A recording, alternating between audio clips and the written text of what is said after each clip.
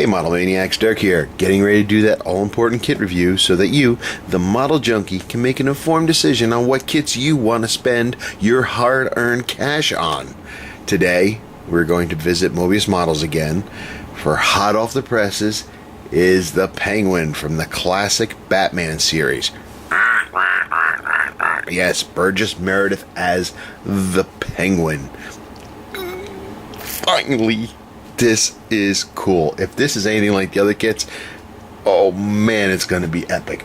Let's just hope he doesn't have the a blow-up doll face, kind of like the Frank Gorshin character did. That sends douche chills up and down my spine thinking about that. But it's still cool, because, I mean, it is. But, here we are. Another one. It's got that classic box that they've been doing everything in. It's 15 inches tall by 5 inches wide. It's gloss colored, and it's got a picture of the Penguin in his pose with his fair feathered minion down here at the bottom. Very neat. Bat symbol on the end, in the back corner of the window. It is cool. We'll look around the other end, and this side, it's got the actual model built up on the back, okay, and he does look pretty cool from what I could tell from here. And just like the other kits that had options, this one has an option too. You can have the Penguin with his umbrella closed, using it as a sword-like instrument, or you can have him with the sword, with the umbrella opened. Well, same thing as a sword, but you know, it comes pretty well detailed. Again, it's got his gloves on there. It's got the monocle, the cigarette and the cigarette holder. The figure will be about 9 inches tall, standing on a base, which, if you haven't seen the others, the base molds into the other bases to form a rock formation shaped like the bat emblem. It's just really, really cool. Let's take a look inside. I've already opened up the bag, so there's no crinkly. Just pure styrene joy. Hang on. Okay, so we open the box. And right off the bat, I'm in love with this kit. You're going to ask, why am I in love with this kit as opposed to the other kits? Because it's molded in frickin' white styrene. No yellow, no green, no purple. It's frickin' white. It's a lot easier to paint, in my opinion. Not that the other ones are deal breakers because they were in different colors, but I just prefer white.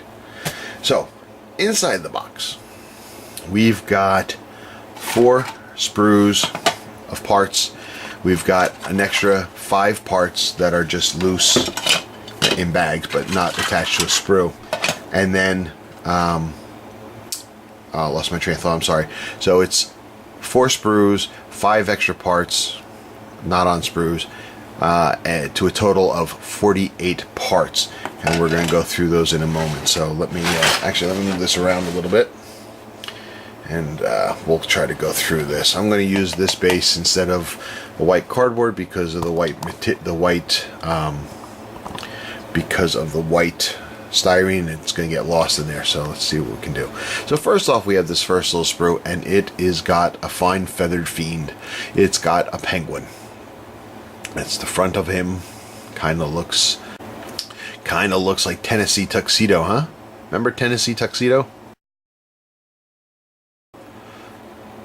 Anyway, the older guys might get it. The younger guys, not so much. But anyway, here's the back of him. Okay. There's a little tuchus of a tail. Look at that cute little tail. Anyway, that is the Penguin sidekick. And then we're going to come up with the first large sprue. And the first thing we're going to look at is the parts for his umbrella. Very nicely detailed, rolled up and latched together. The left side, the right side, or the top and the bottom, whatever way you want to go. Again, this is just one option for posing him. Okay, the other one, it's going to be open.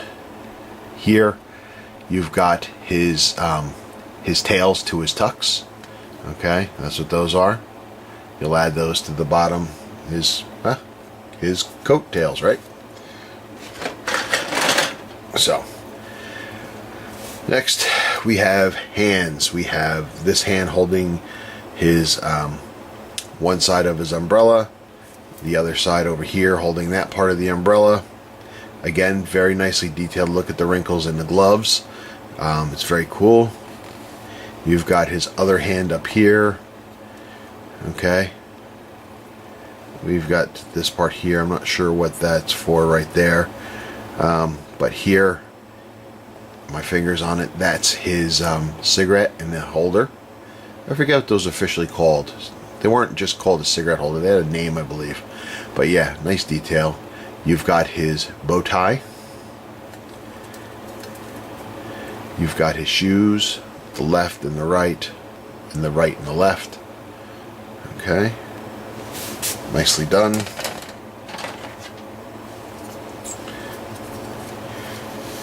Let's see what else we got. Let me get this out of the way. You got his arms. Okay. The nice thing about this, his tuxedo jacket's relatively smooth. There's no texture to it. So when you put this together, you should be able to sand these seams without destroying any texture. So that's a nice feature. Okay. You've got the back of his head. You can see his hair, the back of his neck here. Okay. You've got his bent arm, his other bent arm, and you got this big lug that'll lock into the body, hold it in place. And then check this out. There's Burgess Meredith. Look at that face. I think they did a stunning job capturing his appearance. The nose, the hair, the grin, those eyebrows. He looks great. I really do dig this. He looks cool. Very impressed. Very impressed. Move that out of the way. Next piece. Okay, next we have the option 2 umbrella. Okay, this one is the open one. First one was closed like a sword, then you got this one. You've got the nameplate. It says the Penguin. And this right here is the stand to stand this up. So that's what that's for. Now these parts here, these are the interior pieces for the umbrella. So you're going to glue those into place, fixing up in the holes to come out to meet the shaft, so it looks like an open umbrella. So that's pretty cool. We got a couple open parts. First off, we have the front of his body. Okay, you got the shirt and vest. Okay, you can see here it's textured. A couple buttons down here. Okay, you can see the hole there for his bow tie and the collar. Looks very nice. A little bit of flash there, maybe. Yeah. Okay. You got the back of his jacket. Again, nicely detailed. A little cleanup and it'll be fine. You got some cleanup required in here. A little bit on the back side here. But otherwise, oh, run a collar too. A little bit of cleanup needed. Alright. Very cool. Then you've got his legs. You've got the front of his trousers. You've got the back of his trousers. Okay. Nothing spectacular, nothing outrageous.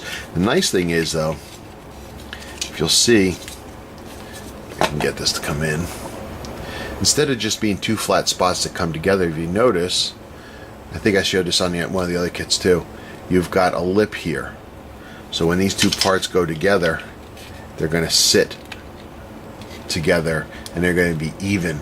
You're not going to have, I'm going to say be a little crazy here, but you're not going to be off like this, where one part of the leg sticks out farther than the others. It'll be even and held in place properly. So that's going to make it a lot easier to take care of that seam work. Okay, so that's pretty cool. Another part is the base. This is the nice rock base. You can see here it's flat, where it's going to join the other pieces. I believe Penguin is going to be the bottom left facing of the bat symbol. So the bat symbol is going to come up through here, like so. Personally, myself, I haven't started any of these yet.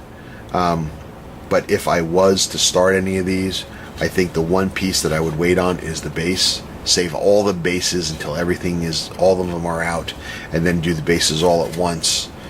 So there's no deviation in the colors. Of course, some people may want deviation. They want different tones.